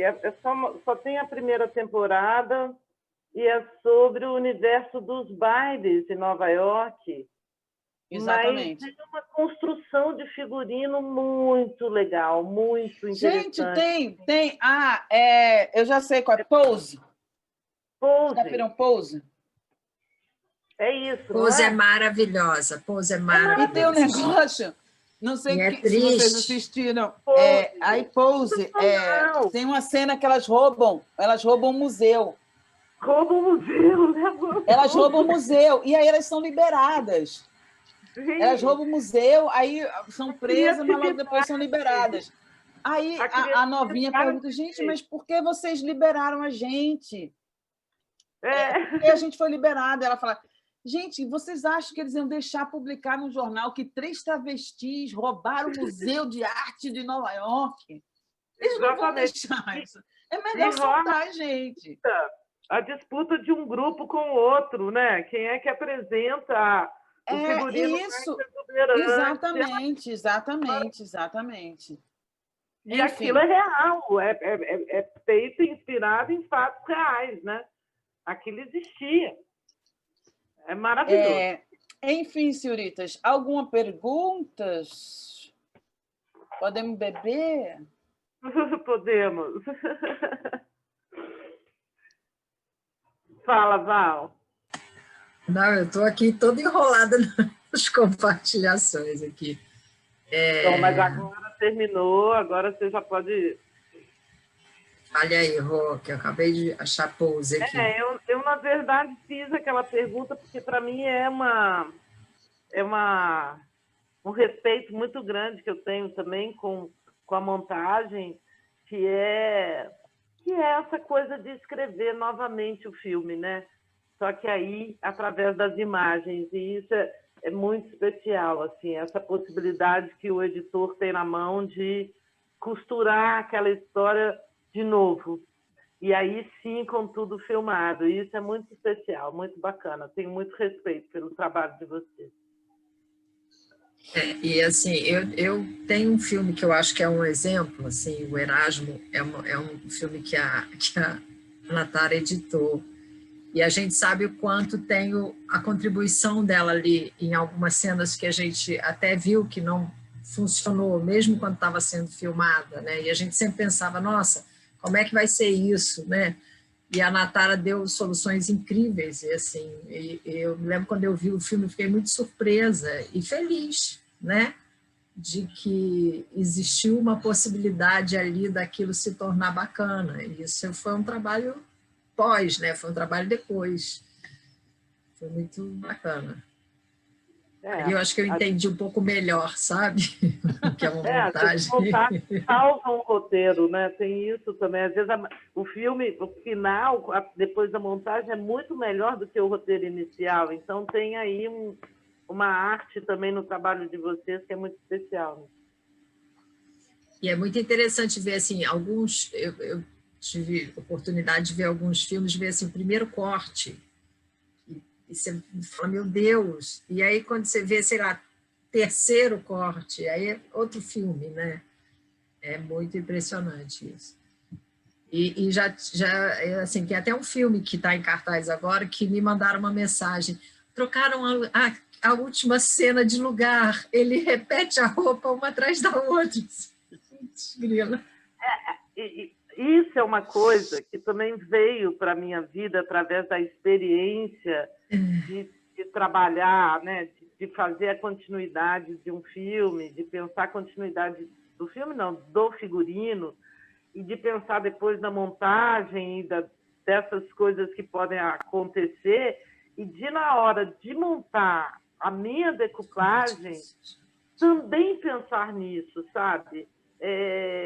Isso é interessante, assim, como que a gente, enquanto figurinista, tem que pensar em todos os departamentos, é o que você falou, a gente é um bloco só, e quando você tem esse entendimento das possibilidades de montagem e trabalha, de certa forma, com pensamento também um pouco nisso, você cria situações onde também você não cria tanta dificuldade lá na frente, você acaba criando uma liberdade também do montador ter ali mais jogo, né? Porque antes eu era muito metódica, não, virou o dia, tem que trocar, não. E às vezes você pode partir para um conceito onde a montagem também fique mais maleável, né? Eu acho que isso que vocês estão fazendo de conversar com vários setores, eu acho que é muito importante, independente de onde ele vai trabalhar. Porque, por exemplo, se a gente não tem entendimento de que existe um som, um microfone, uma lapela, isso aqui que eu estou usando acaba com a cena inteira. Isso aqui. Porque a cena inteira vai estar aquilo ali batendo no coisa. E você fala, não, mas o cara estava com isso aqui desde a cena 1. Isso aqui é assim, mas, gente, agora tem um som. Sabe? Se a gente não entende que vai ter um microfone ali, você vai ter...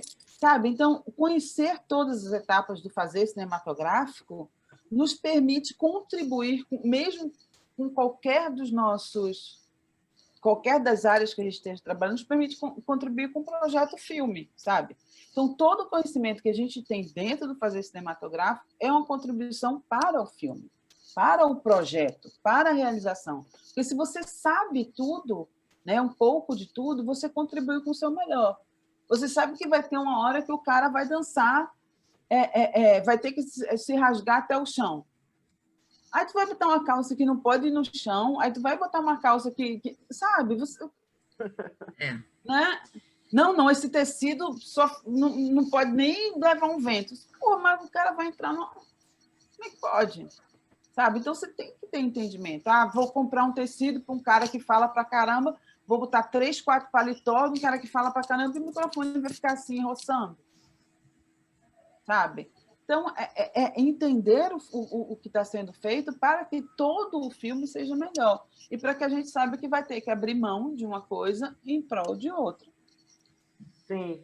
O que eu percebo, assim, nessas duas situações, já aconteceu comigo 2 vezes da cena ser trocada de lugar, né? E um dos arrependimentos foi ter repetido roupa. Essa é uma questão assim que a gente repete pouca roupa, e muitas vezes dá muitas trocas, mas nesse caso, se eu não tivesse repetido as roupas no caso dele, porque a cena ficou seguida, sabe? Com a mesma roupa, assim, deu aquele Lady Murphy. Mas E aí eu falei, putz, aqui se eu tivesse... às vezes Exatamente. A gente fica muito presa à continuidade, quando, na verdade, a gente pode também abrir mão dela e deixar mais solto a coisa, né? Porque vai facilitar um pouco lá na frente. Eu tive um caso desse no Casa de Areia, que eu quase morri do coração depois que eu vi o filme montado, assim, porque... né, era um contexto de evolução da roupa que a gente desenhou e que, de repente, deu aquela voltada para trás. Mas, também, eu acho que quem presta atenção muito nisso é a gente que fez e que está ali tão Caxias, né, dentro daquela história. Mas, depois que eu entendi que o roteiro é reescrito na montagem, a minha cabeça mudou bastante na hora de construir o figurino, assim. Isso é uma coisa muito importante da gente entender. Natara entrou aqui, a Suzete Frazão, falando, Natara, linda, sou muito sua fã, quem me falou dessa live foi minha Kelly, que está na Califórnia. Opa, estamos na Califórnia, olha que chique. Atravessamos o oceano. Natara levou a gente para lá, né? Então, amores, alguma pergunta? Alguém tem alguma pergunta, alguma dúvida? Eu tenho assim, por exemplo, o material chega para você, ele tem um processo antes de chegar em você, não? Isso é uma coisa muito importante de falar. Eu tenho os assistentes, né? Porque o material ele é filmado em dias diferentes, em horários diferentes, em situações diferentes. Então, antes de chegar para mim, tem o assistente de montagem que sinca, organiza, prepara, inclusive confere, né? Emite boletins. Geralmente acontece, e esse processo acontece durante a filmagem, porque o material vai chegando e o assistente vai conferindo. Chegou, filmou 10 imagens hoje. Só tem 9 aqui. Essa aqui filmou, sumiu, caiu na montagem, caiu no set, vamos filmar amanhã. Sabe? Então, o assistente de montagem, ele que é uma função que não é só técnica, é também artística, é também cuidadosa, é também saber já prever, ele tem que ter conhecimento técnico para já dizer, olha, essa cena, o som aqui não tá não sei o quê. Isso aqui tá não sei o quê. Olha, tudo bem, porque está tendo um pequeno problema de continuidade aqui, sabe? Vocês já estão previstos. Então, o assistente ele prepara o material, mas não é só no sentido de pegar o material filmado, botar dentro da máquina e me entregar. Não, ele faz toda a conferência, toda a preparação para que eu possa me dedicar só a pensar a montagem artística, né? Não ficar me preocupando de conferir se está tudo certo, se veio tudo, se está faltando isso já chega para mim preparado. Então, tem uma preparação antes, uma preparação muito séria e cuidadosa, porque se o assistente vacilar, eu posso não conseguir nem montar o filme. Mas, por exemplo, ele seleciona só as cenas que estão ali escritas como ok? Pelo boletim. Não, ele faz tudo. Eu Ele sempre... seleciona. Porque o que acontece também, um negócio que é interessante, que era bom falar, às vezes no set de filmagem, aquela cena ali, todo mundo grita, né? Do caralho, melhor take! Aí quando você vai ver ali na edição, não é bem assim. Até porque aquela cena vai ter que colar com uma que veio antes e com provavelmente uma que veio depois. Aí você fala, gente, essa cena está boa, mas veja bem, aqui a pessoa estava desse jeito. Aqui a pessoa vai estar desse jeito. Né? Nessa cena está tudo diferente, inclusive a intenção do ator. Ele saiu, às vezes, por exemplo, o cara saiu de uma cena de uma briga. Então ele tinha que estar um pouco mais ofegante, né? Ou ele tinha que estar mais triste, ou ele tinha que estar mais para baixo. E aí ele não está no mesmo tom de continuidade de interpretação. E aí é que, às vezes, a gente tem que abrir mão de uma cena que está boa para uma cena que esteja mais em continuidade no arco dramático. E aí, às vezes, é isso. A manga que estava, a roupa que não estava, não sei o quê. Então, você vai... Né? E para quem não sabe, esse guia, esse boletim, né, que é feito e é enviado para o montador, é o boletim que a continuista faz, né? Que é um trabalho fundamental. Que com todos os rolos, o número dos rolos de câmera, com a indicação de qual cena o diretor, para ele, é a melhor ou a pior, se aconteceu alguma coisa naquela cena, se deu um problema de som, se deu um problema disso ou daquilo. Esse boletim é gerado pela continuista e é através dele que você também faz o seu guia, né? O trabalho de continuista, inclusive, é uma pessoa importante. Se a Adelina Pontual puder, um dia, vocês trazerem o trabalho de continuista, é um trabalho fundamental. A gente trouxe a Paty Alencastro veio dar uma aula aqui com a gente também, uma eletiva, que foi muito bacana. O trabalho de continuista, gente, é fundamental, porque ele conversa com todos os setores. Todos os setores. Ele linka tudo, né, Natália? Total. O trabalho continuista é, tipo, fundamental. Então, eu acho que é isso, né, gente? Eu acho que... Não tem dúvida, curiosidade. Só elogios. Elogios. Foi ótimo. Oi, Suelen, fala.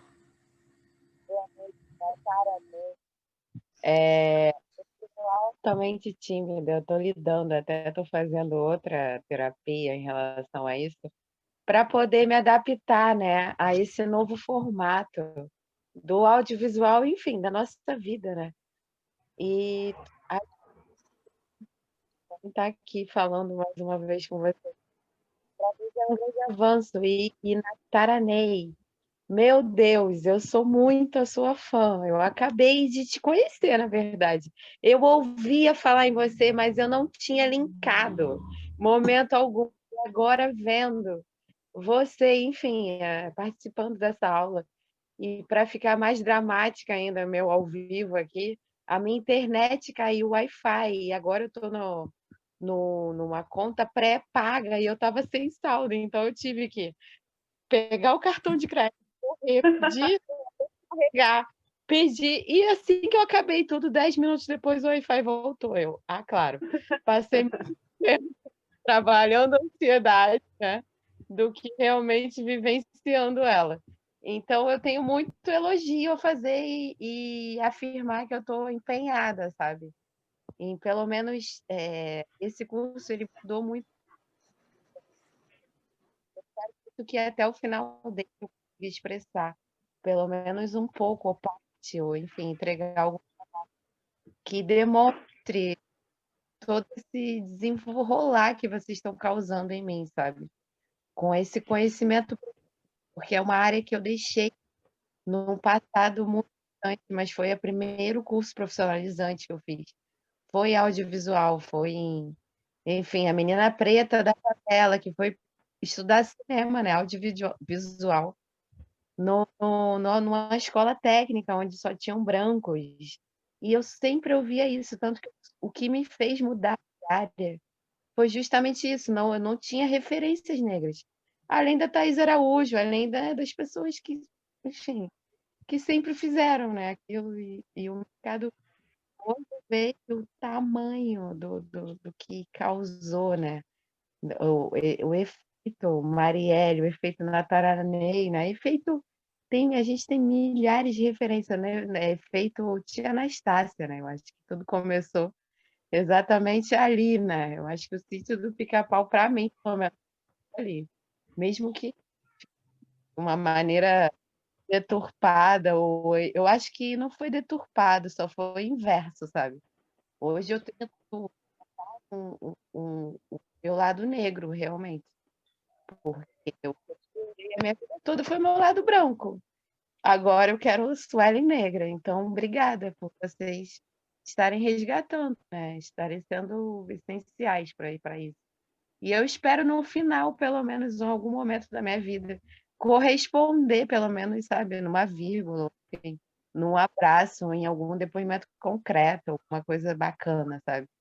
Que inspirem também outras pessoas, assim como eu tenho a Marielle como uma pessoa, né, que é da minha vida, mas, não é algo público, então também não tem como, citá-la, então eu vou preferir sempre colocar vocês, assim, como referência, sabe, do que enfim, é isso, mais ou menos por aí. Obrigada, né. Obrigada a você. Obrigada a você. Se está sendo bom para um, já está maravilhoso. Eu acho que, assim, a gente... É isso mesmo. A gente, o tempo inteiro, a gente entra, Sueli, nos lugares que as pessoas fazem questão de perguntar, né? O que é que você está fazendo aqui? Né? E acho que quando uma de nós resiste, significa que a gente está segurando a porta aberta para outra entrar. Então, essa é a missão. A gente, às vezes, não entende, né, como chegar ou com a nossa missão, e às vezes a gente não tem orgulho muito da nossa trajetória, porque acho que poderia ter feito mais, mas, assim, de toda e qualquer forma, a gente segurou a porta aberta para outras passarem, sabe? Então, acho que a missão é sempre essa. A missão é essa o tempo inteiro. Mesmo que não te deixe entrar, tenta segurar a porta para outra passar, sabe? Porque vão o tempo inteiro. E mesmo por mais de todas as conquistas que a gente faça, por mais de todas as conquistas que a gente lute, por mais de todas as conquistas que sempre é difícil, sempre é difícil, sempre é difícil, sempre não tem, sabe? Sempre falta. E a gente está vendo, e a gente viu isso agora, assim, as roteiristas, hoje as roteiristas da série de Marielle, elas todas se demitiram. Então, você imagina para a gente que está precisando de emprego agora, a gente está precisando de trabalho agora, você dizer, eu não suporto isso, o quanto que elas não precisaram sentir para se demitirem, sabe? Eu fiz essas oficinas todas do Encontro de Cinema Negro, e eu estava falando, foi o ano que eu menos me senti sozinha, apesar de tudo que está acontecendo, porque eram todas mulheres negras, e eu olhava assim para essas telas e ficava olhando, gente, eu quero igual a mim, todo mundo é igual a mim. E também era doloroso, porque acontecia exatamente isso, as meninas, às vezes, não tinham celular, né? As meninas, às vezes, com o filho aqui, dando de mamar e tendo que resolver coisa da casa. Tinha uma que pegava o celular emprestado de alguém para ir para a casa de outro alguém para poder acompanhar as aulas. Mas se a gente segura, a gente vai. Eu acho que a missão é essa.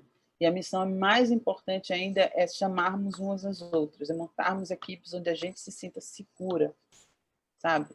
Não é fácil, sabe? Porque tem um espaço todo dia que a gente tem que conquistar. E por isso que eu digo, aprendam. Aprendam tudo que vocês puderem aprender. Tudo que vocês puderem aprender, vocês aprendem. Se alguém estiver ensinando como pintar a parede, aprende. Como calçar essa... Aprende. Porque quanto mais conhecimento você tiver, mais possibilidades você tem, independente da missão. Porque quando você está no set de filmagem, você é uma mulher preta, e você pode ser a produtora do filme, quando você está encostada na parede, chega o ator e faz, você pode buscar um copo d'água para mim? Porque ele não sabe que você é... O seu corpo preto ali é serviçal. Ele não sabe que você é a produtora do filme.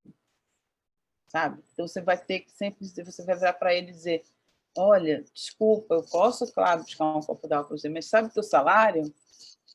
Sou eu que pago. Entendeu? Então, assim, é difícil, cara. E a gente tem que usar toda a nossa ancestralidade, todo o nosso conhecimento e todos os aliados. Todos os aliados. Por isso que é tão importante isso que as meninas estão fazendo. A gente precisa de aliado. Precisa mesmo de aliado, eu só agradeço. E tem uma coisa assim que do Me Beija, assim, eu não falo muito Me Beija porque eu realmente não sou carnavalesca. Eu faço bloco que eu... Mas, assim, várias vezes eu estava no meio do bloco lá, chegando, e chegava a Rô com uma saia para mim. Uma saia pronta.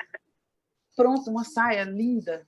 Eu acho que eu fui a porta-bandeira mais bem vestida de todo o carnaval carioca. E isso é afeto, gente. Isso é afeto. É amor. Isso é amor. Isso é o que segura a gente.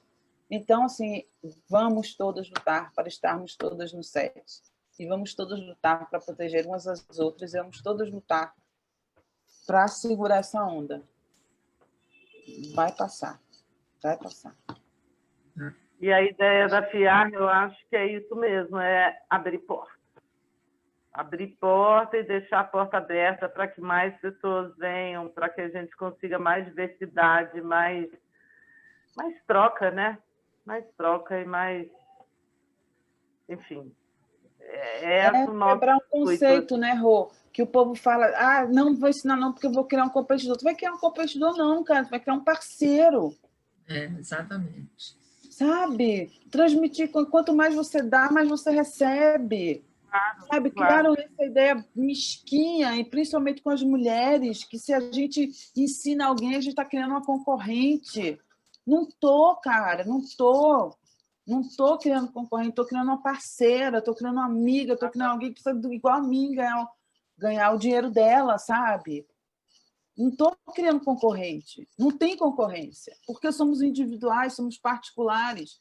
Os mesmos filmes nas mãos das mesmas pessoas são filmes diferentes, sabe? Então, vamos embora, eu vou querer beber. Vamos beber. Saúde, Obrigada, viva Jane Natália, de Castro, maravilhosa. Obrigada. Viva Jane de Castro.